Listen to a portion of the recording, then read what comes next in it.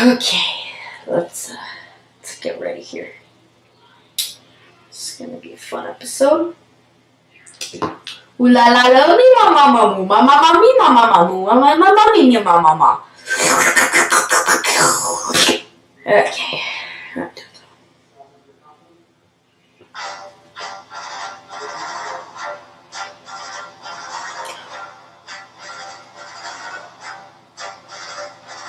What's going on, geeks? This is Alex from Much Lash Productions, and today I'm bringing you the second episode of my How to Play D&D series. If you don't know, this series is about how to play Dungeons and Dragons. You could have guessed that, I guess. Couple shoutouts to mention.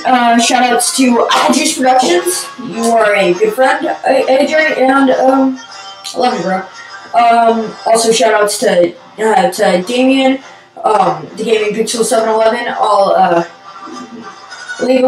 leave a description of both of your channels I'll leave a link to both of your channels in the description below. Oh, I can't talk today. Also shoutouts to John Williams. Don't want to get in no legal arguments because I didn't shout out John Williams. He's the music playing by John Williams. If you didn't notice, it's Imperial March, Star Wars. Yeah. Also, if you hear anything in the background, it's probably my familia. My familia watching TV or whatever they're doing, being loud.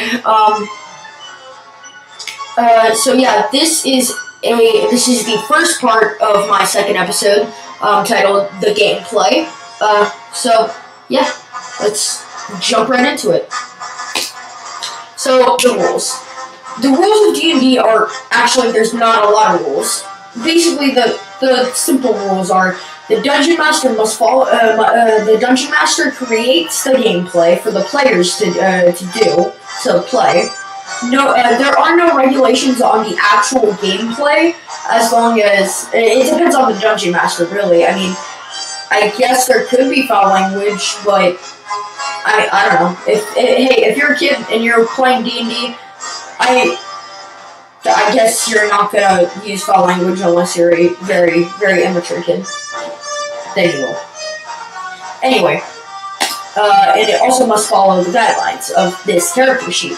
Now, I'll leave a link in the description as well to the official D&D website where you can get these sheets if you ever want to play. This is what you create your character on, and you may see race and class/level over there. I'll talk about that later. Actually, talk about that now. The characters. So you have to make your own. Use your creativity, guys. I mean, I'm sure you guys have some, or you should. So there are a couple. Here are some classes. There's the Wizard, Rogue, Cleric, Bard, Monk, Paladin, Fighter, Barbarian, Druid, and Ranger. And you can always make your own as well. Now, the classes and races, that's not being racist. That's like if you're a human or not. You can look down there right now. But the classes and races. So you wanna pick a race that will benefit your class, like a dwarf ranger. Those are really good, as well as a wood elf ranger. Those are really good. Also the high elf wizard. That's what my character is, and he's really good. So the races are some races are the Dragonborn, which is basically a half dragon, half human person thing. A dwarf, a drow, which I'll talk about later in the video, and you'll see about that.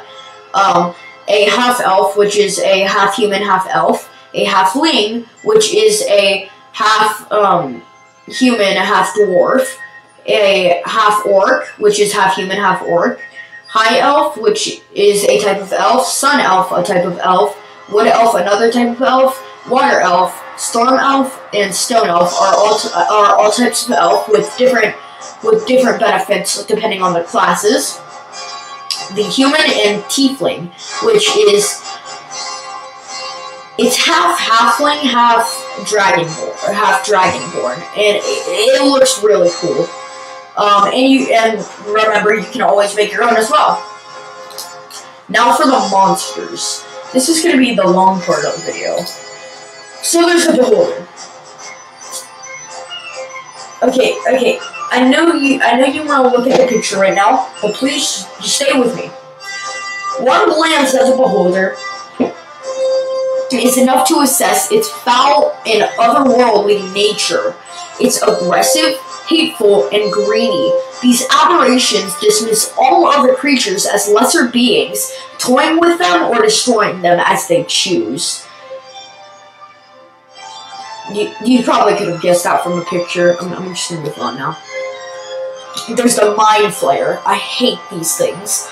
There's psionic tyrants, slavers, and interdimensional voyagers. Mind Flayers are insidious masterminds and harvest entire races for their own twisted ends. These things are so creepy. I hate encountering them in games. They're so hard to defeat, and they're just weird. Then there's the Drow, as I mentioned earlier. It's the cruelest of elves. Drows are seldom seen by the surface of the world.